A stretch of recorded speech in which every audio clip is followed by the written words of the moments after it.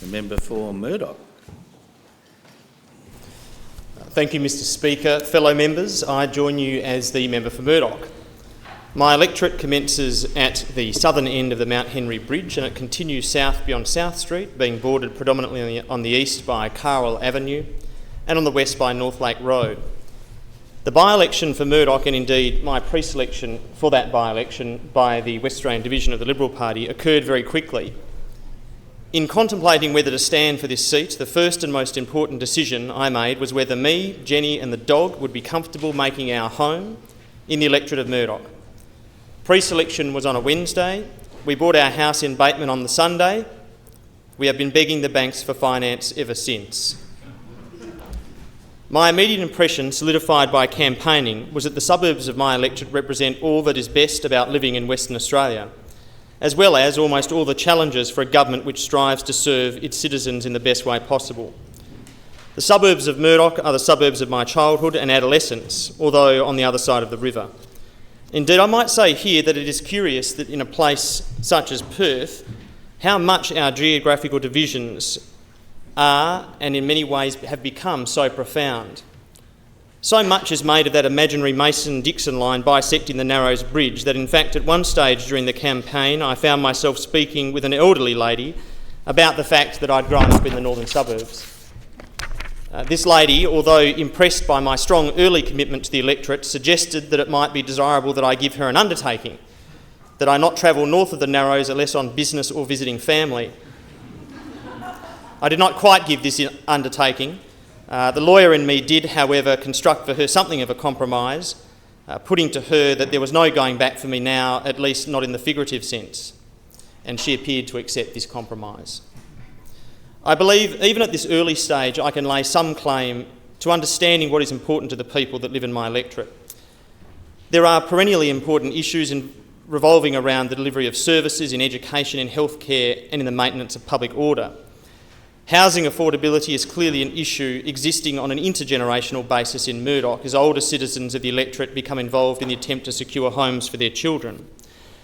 But also, as I will go on to describe, it is notable but sometimes overlooked that it is often the little things that matter the most. The compound effect of the minor inconveniences occasioned by the way governments deal in the lives of their already busy citizens is a cause for real concern. It is appropriate here that I make some mention of the member for Murdoch before me. Trevor Sprigg has been eulogised in this House in a manner befitting his significant commitment to the people of his electorate.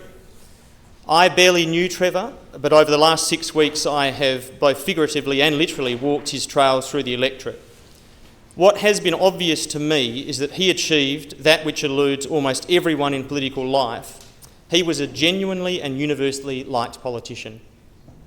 I have no idea how he managed to combine political life and popularity. I, no doubt like many others here, wish I did know.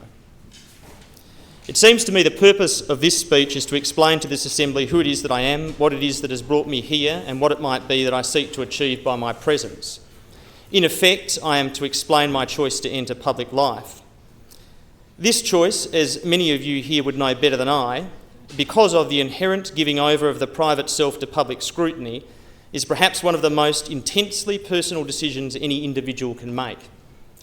And then, in one of the perverse peculiarities that political life provides us with, the first thing that you're required to do is share honestly and openly the ins and outs of this personal decision with all your parliamentary colleagues and the public at large. Having given this task some thought, I have determined that the best way to explain my decision to enter public life is to explain to you my personal theory about what matters in politics. I have been told many times that my personal theories are dull. However, I have also been told that this is the first and last time I can expect to be listened to earnestly and in relative silence by this chamber. So what better time for a dull theory?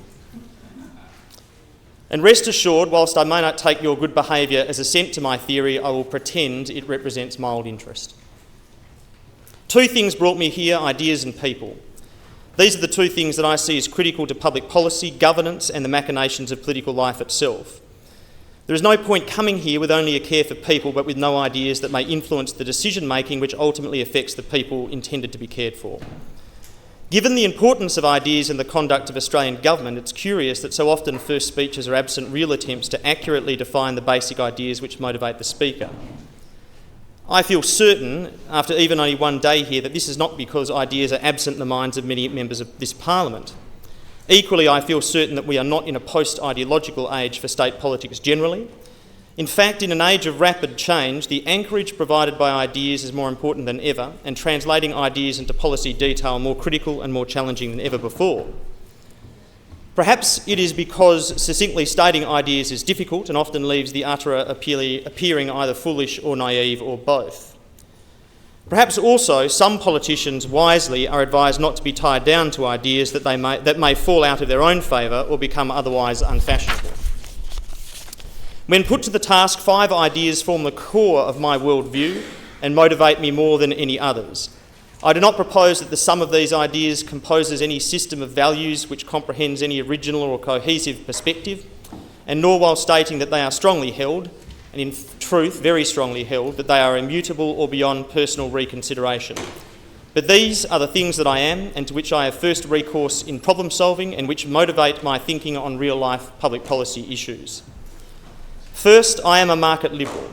I believe in the voluntary exchange of individuals and corporations conducted against a backdrop of institutions defining and protecting private property rights and enforcing duties under contract. And that, typically, although certainly not always, this system produces the best results for people and society. Including in this formulation the proviso that it is a rule not without exception is both realistic and problematic. Once we agree that there are exceptions to the rule that market outcomes are best, when do we interfere? My answer is only when, through the rigorous analysis of the problem at hand, we can be very certain that the benefit of interference will outweigh the risks. Interference should not be based on guesswork.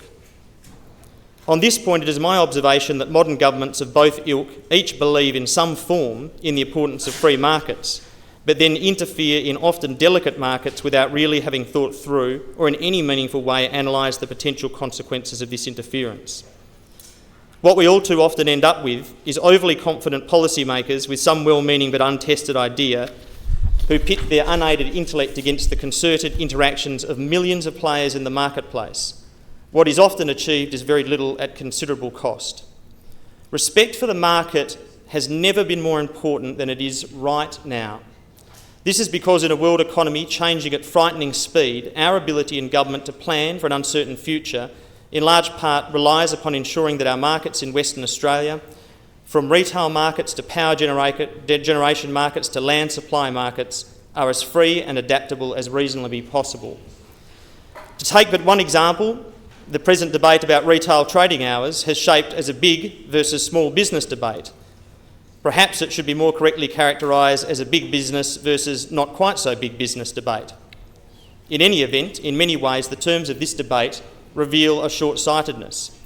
If you weaken artificially the Australian-owned players in the retail market in WA, then you should be careful what you wish for in the guise of the entry into the market of foreign multinationals. Mr Premier, for what it's worth on this matter, I say stick to your guns. Second, I am a social individualist. Simply put, collectively we all gain when each of us permits the other to live as seems best to ourselves, rather than compelling individuals and their families to live as seems good to one or other powerful group or to the government of the day. And if I might make an observation relevant to this principle from my travels in my electorate so far, there was one very curious view that I experienced in Murdoch that was deeply shared by many people. And to put this view colloquially, it was a view on the part of ordinary West Australian citizens that whenever they had any dealings with government, it was just one big hassle. And further that, whenever government dealt directly with them, it was to cause them a hassle. Now this is, to me, an extremely curious phenomenon, given that government tries so hard to please people and thereby get re-elected. I think in part this paradox may be explained by the fact that Australians, all of us, have a capacity for blame allocation which, if not unique amongst Western nations, is so highly developed as to be almost an Australian civic art form. When something goes wrong in our lives, our immediate instinct becomes to blame someone or other for the misfortune. Often the blameworthy party is simply labelled them. Usually, of course, this means government or government administration. Governments themselves have significantly contributed to the Australian ability to allocate blame before the dust of the problem has even begun to settle, in seeking to gain favour with electorates by taking over responsibilities traditionally their own and decreasing rather than increasing what was once the other great Australian art form, self-reliance. For my part, governments of both political persuasion seem to have drifted somewhat from the idea that it is best to let people live their own lives the way they want to live them and to be responsible for the outcomes of those decisions. I do not say here that there is no such thing as positive liberty. Governments can and occasionally do make people more free and happier by forcing them to overcome restrictive elements of their own character. However, the promise of such betterment is often a siren song. By and large, we should help people and do so vigorously, but stop short of deciding outcomes for them. As a parliament, when we intrude too much, we just end up hassling our citizens, and as a government, when we try and do too much, we fail to do any one thing particularly well. For these failings, blame is fairly allocated. I favour a government which reasonably pares back its areas of involvement and responsibility and thereby gives itself a real opportunity to become acutely professional in the delivery of the core services that have the greatest effect on people's lives. Third, I am a federalist. I believe that people are best served in terms of policy outcomes by governments which are as proximate to them as rational organisational principles will allow. And further, that having equally, albeit differently, powerful governments elected at different times is the linchpin of separate and responsible government. The sad fact as a Liberal is that this federalist principle has been observed more in the breach than the observance in recent years by many of my federal Liberal colleagues. The consequence now is that the great bipartisan project for this Parliament, I am quite certain, will be to find innovative ways in which to renegotiate and repair the federal compact. Both sides must ensure that the people of Western Australia can turn to their own government in the knowledge that it has the policy autonomy to affect results for them regarding the issues closest to them. Fourth, I am a legal conservative, and by this I mean several things. Foremost, that we should be cautious before we tamper too readily with the operation of tried and tested legal institutions. But at the same time, we should recognise that legal institutions are a means to public ends and not ends in themselves.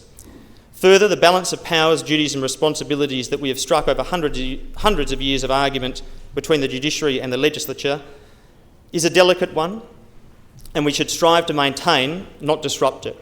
On this point, there is a present and passionate fashion for labelling any number of views about desirable public policy outcomes as rights, and calls for these views to then be enshrined in bills of rights at a state or federal level.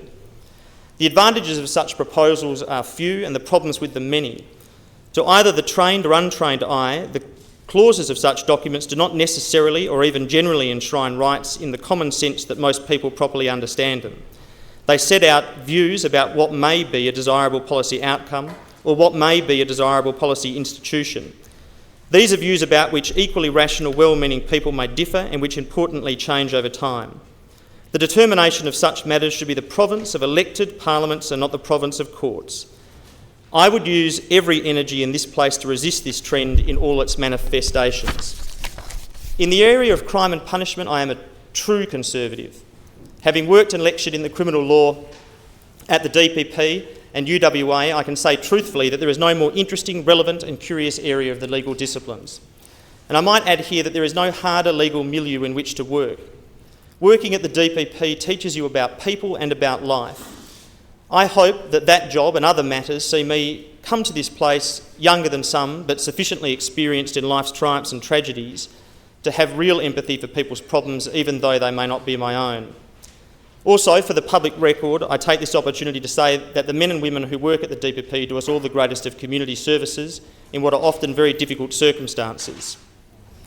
For many years now, in Australia, a divergence of views has existed between, on the one hand, the courts, the defence bar, academics and criminologists, and on the other hand, the general public and the media.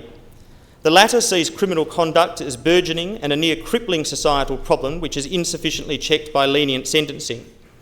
The former maintains that in statistical terms, criminal activity is not quite the high growth problem that it is perceived to be, and that penalties have stiffened in recent times. There is truth in both views, and the problem of analysis is that there is no one crime problem in Australia. It is true that recent trends have been for longer custodial sentences, certainly for offenders who are found guilty of engaging in serious criminal conduct. what have traditionally been labelled by the courts as the grave offences of serious and sexual assault, armed robberies and homicide. This fact was stated clearly by the Chief Justice of this state as recently as last weekend in our state's major newspaper service. It should be noted here, however, that the description of this as leadership on the parts of the courts is, in my view, a mischaracterisation. Increased custodial sentences for grave offences has been a proper and appropriate response of the judiciary to sustained pressure from the people, their parliament and the press. And in my view, there is still some little way to go in this area. Where the immediate public policy challenge now really lies is with respect to those offences which are something less than grave in the traditional legal sense, but whose cumulative effect has become debilitating for many local communities. What I am talking about here are what might be loosely labelled disorder offences, although this very label tends to diminish their cumulative seriousness. By this I mean the occurrence and reoccurrence of property damage and graffiti to private residences and community facilities, the myriad forms of serious public misbehaviour fuelled largely by alcohol, the most prominent example of which is random violence associated with suburban parties, the general absence of respect for authority and fellow citizens, one notable manifestation of which is all manner of idiotic behaviour on our roads. Sadly, this is not an exhaustive list. There should be no mistake about it. As a society, the maintenance of public order is tied directly to the ongoing maintenance of a general will to punish this sort of behaviour through the courts. And this is not always easy. Magistrates are faced with a continual stream of persons, many of whom are utterly unnotable, other than for the fact of their sometimes isolated instances of misbehaviour. But this does not lessen the debilitating cumulative effect of such misbehaviour. Magistrates day in and day out face the terrible job of determining whether this or that offender's life will be changed forever by the punishment they meter out.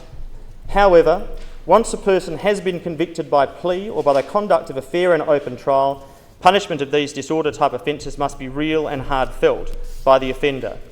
A failure of will at this level of punishment will mean the erosion of liberties for all Western Australian citizens. Serious punishment for disorder offences will not always mean the imposition of custodial sentences, although often it must. As a Parliament, we must be continually aware of the need to devise and apply punishments that are precisely that, punishments. We can no longer linger with ineffective fines enforcement systems or non-custodial orders which are malfunctioning in their punitive purpose.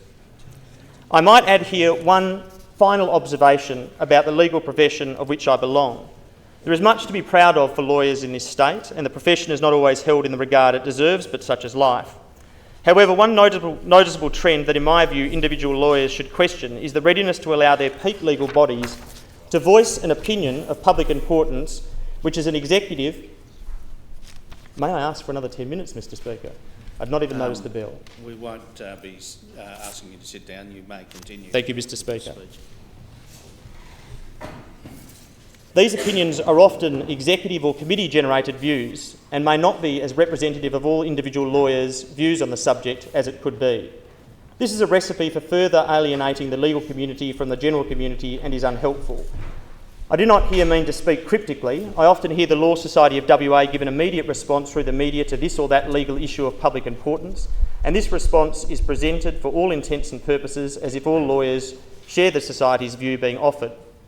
What appears to me that has occurred with many peak legal bodies is that they have come to regard certain legal processes or institutions or constructs as sacrosanct. What this view fails to see is that what is most important to the outcome that any legal process or construct realises is that for people.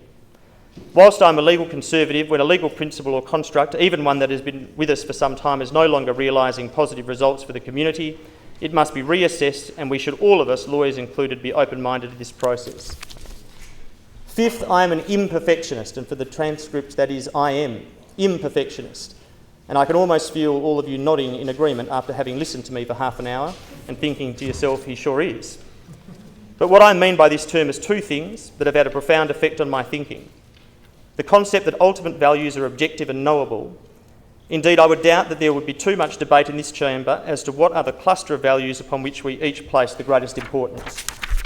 However, I subscribe to a secondary concept that whilst identifiable, ultimate values or goods are in eternal conflict with one another and are uncombinable in a single human life or human institution. In short, the idea that we cannot have everything is a necessary, not contingent truth.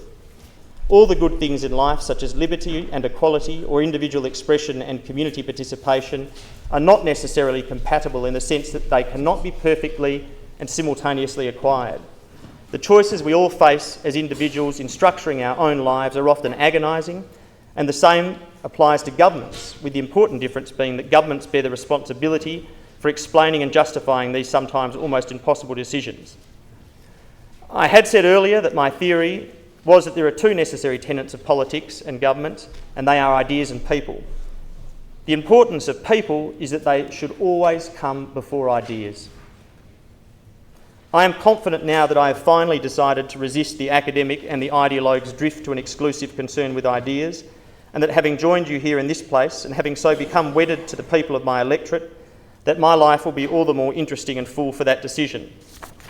As to the people close to me, I would like to thank all the men and women of the West Australian Division of the Liberal Party.